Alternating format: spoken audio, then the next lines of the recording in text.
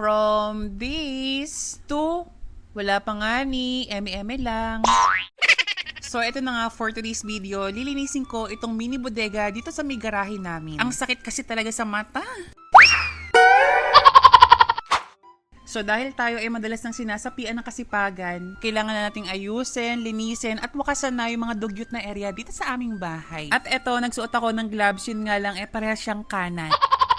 So yun na nga, karamihan nga pala sa mga gamit dito is galing sa bahay ni sister. Nung nakaraan kasi, nagkaroon ng konting renovation sa kanila, kaya mga gamit ay nilagay muna dito. Yun nga lang, pagkatapos ng minor renovation, hindi na naibalik yung mga gamit doon. Kaya ang ending, dito na nakatambak, kaya nagmukha na siyang bodega. Tapos nasamahan pa ng mga ibang gamit namin. Tapos hindi pa naka-organize, kaya napaka-tsakan tignan. Baka may mga magtanong bakit ngayon ko lang siya inayos. Nag-aral nga ni, tapos nagtrabaho nga ni. Pero dahil nga madalas sinasapian tayo ng kasipagan, bawat sulok ng bahay namin na medyo dugyot, talagang inuunti-unti kong linisin. Mabigat din kasi talaga sa pakiramdam kapag nakakakita ka ng mga gintong makalat sa bahay. Hala, ako pa ba to? Pakigalaw nga yung baso. So yung mga gamit, inayos ko at nilagay ko sa tamang lagayan para mas madali siyang mahanap. Tapos yung mga gamit ni Sister binalik ko sa kanyang bahay. Pinagsama-sama ko sa isang pwesto nang sa gayon hindi siya mukhang makalat. Aww. Tapos eto, nakita ko yung mga diploma namin ng elementary. Bakit napunta to dito? Burara nga ni. Tapos yung mga ibang gamit na hindi na napapakinabangan, mga sira na, abay pinagtatapon ko na yung mga yon. Ano yun? Balak parang i-remembrance? Souvenir yarn?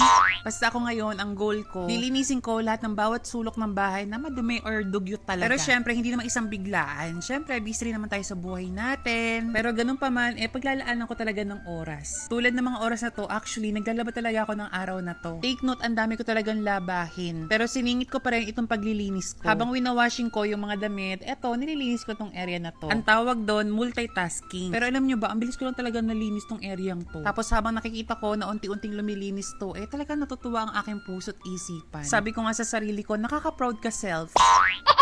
Sana lagi ka masipag, ha?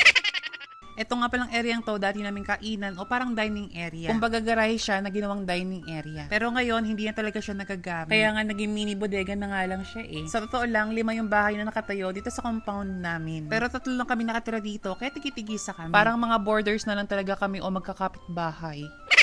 O siya nga pala, ayan, nalinis ko na itong aming garahe or mini bodega dati. Mas maaliwalas na siyang tignan compared sa dating itsura niya. Tapos since bakante na itong mga shelves na to, naisip ko na ilagay na lang dito yung mga tsinelas at sapatos ko. Para kahit papaano naka-organize siya at hindi makalat tignan. Dito muna ito pansamantagal, charing. OG, ba kahit paano, nagmukha naman siyang okay, diba? O siya, bago matapos itong video to, shoutout sa mga new followers ko.